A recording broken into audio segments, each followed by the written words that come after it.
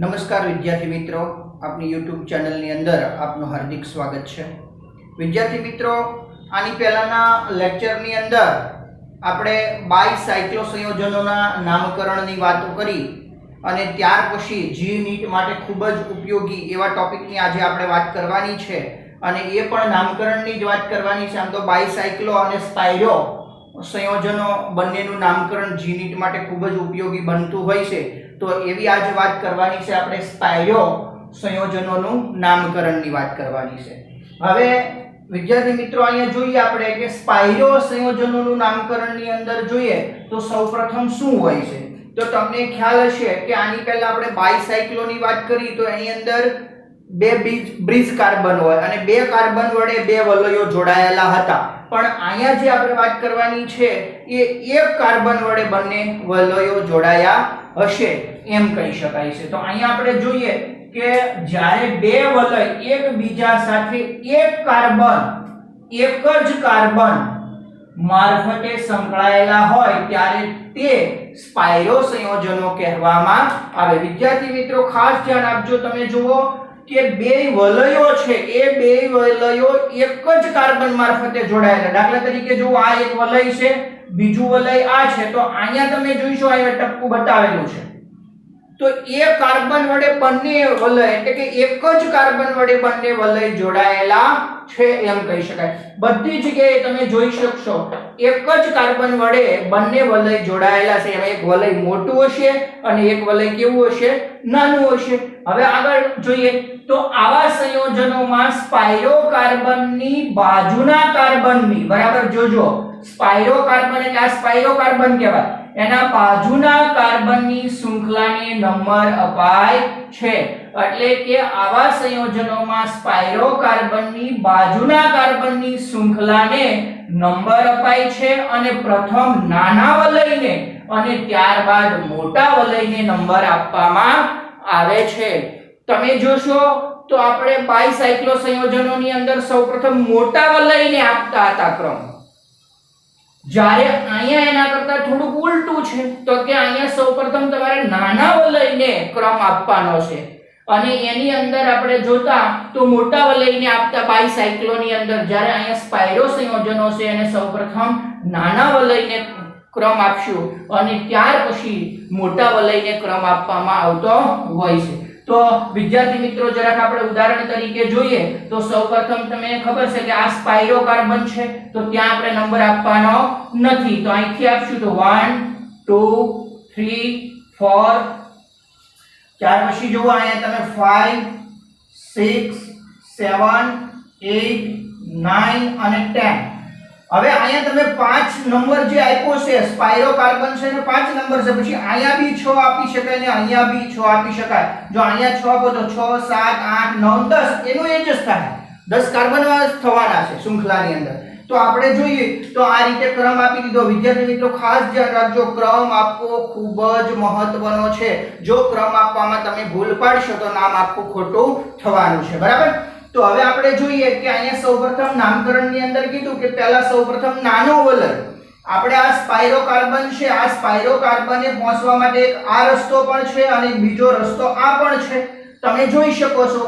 હવે અહીંયા તમારે સૌપ્રથમ પહેલા નાના વલયની અંદર જોવાનું છે, તો નાના વલયની અંદર કાર્બન કેટલા છે, તો કે 1 2 3 અને 4 કાર્બન છે। મોટા વલયની અંદર કેટલા કાર્બન છે, તો તમે જોઈ શકો 1 2 3 4 ને 5 કાર્બન છે, બરાબર। તો સૌપ્રથમ આપણે શું લખીશું, સ્પાયરો કાર્બન। સૌપ્રથમ આપણે શું લખીશું, સ્પાયરો, જેમ બાયસાયક્લો લખતા હતા એવી જ રીતે અહીંયા આપણે શું લખવું પડશે, સ્પાયરો લખવું પડશે। તો અહીંયા જોઈએ તો નામકરણની અંદર સ્પાયરો,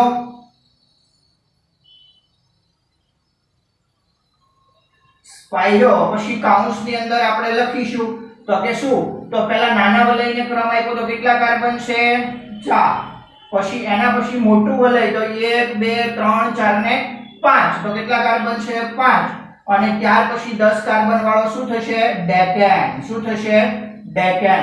તો આ રીતે વિદ્યાર્થી મિત્રો નામકરણ કરી શકાય છે। આ પછીનો આપણે બીજું ઉદાહરણ જોઈએ છે, તો બીજા ઉદાહરણની અંદર નામકરણની વાત કરીએ તો એની અંદર તમે જોઈ શકો છો સ્પાયરો કાર્બન છે, પહેલા સૌપ્રથમ નાની શૃંખલાને ક્રમ આપવામાં આવે તો 1 2 3 4 5 6 7 અને 8 8 કાર્બન.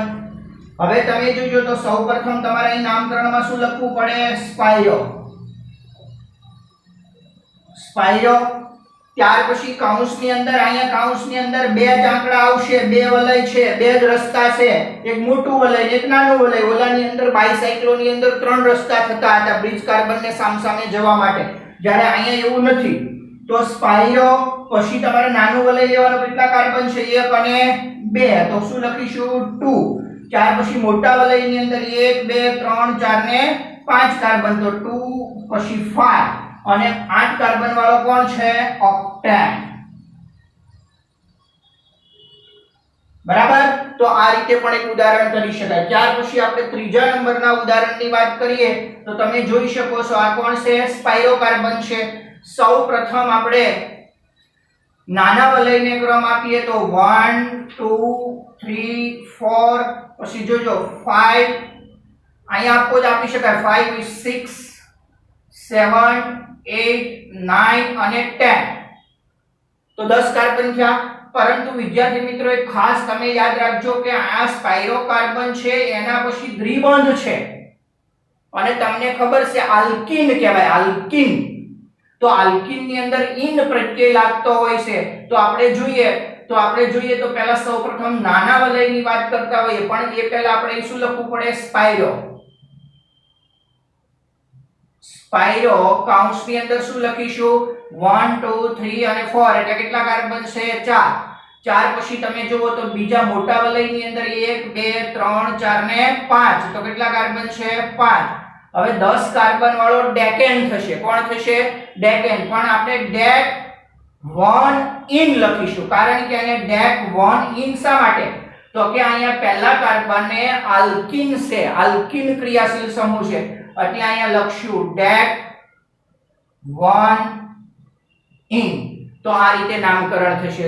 ફરી વખત વિદ્યાર્થી મિત્રો અહીંયા જુઓ, આ સ્પાઇરો કાર્બન છે. નાના વલયની અંદર 4 કાર્બન છે, મોટા વલયની અંદર 5 કાર્બન છે અને પહેલા કાર્બન એ આલ્કીન સમૂહ છે, એટલે ડેક 1 ઇન આપણે બતાવીશું. બરાબર. ત્યાર પછી નેક્સ્ટ ઉદાહરણની અંદર તમે જુઓ તો આ છે કોણ છે? સ્પાઇરો કાર્બન છે. હવે સ્પાઇરો કાર્બનની અંદર ફરી વખત આપણે જોઈએ તો અહીંથી 1 2 3 4 5 6 7 8 9 10 અને 11. 11 કાર્બનની આપણે વાતો કરી. હવે 11 કાર્બનની વાતો કરી એટલે આપને ખબર છે કે અનડેકેન 11 નંબર એટલે અનડેકેન. પણ તમે જુઓ તો હંમેશા સ્પાઇરો કાર્બન પછીના કાર્બનથી જ ક્રમ આપવામાં આવે છે. જોજો, ખાસ ધ્યાન રાખજો. તો પહેલા સૌપ્રથમ નાના વલયની આપણે વાત કરીએ તો 1 2 3 4 ને 5. આ વલયમાં જોઈએ 1 2 3 4 ને 5. બધી બાજુ 5 5 જ થશે, બે બાજુથી વલય સરખા છે. તો અહીંયા લખીશું આપણે સ્પાઇરો. કૌંસની અંદર તમે જોઈએ તો 5 5. સ્પાઇરો પછી શું લખશું? 5 5, કારણ કે એક વલયમાં 5 કાર્બન છે, બીજા વલયમાં પણ 5 કાર્બન છે અને 11 કાર્બન છે, એટલે આપણે શું લખશું અહીંયા? અનડેકેન. શું લખશું? અનડેકેન.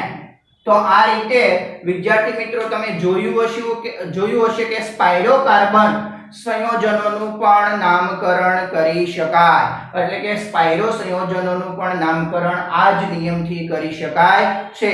તો વિદ્યાર્થી મિત્રો તમને આપનો વિડિયો સારો લાગ્યો હોય તો લાઈક, શેર અને સબસ્ક્રાઇબ કરવાનું ભૂલતા નહીં.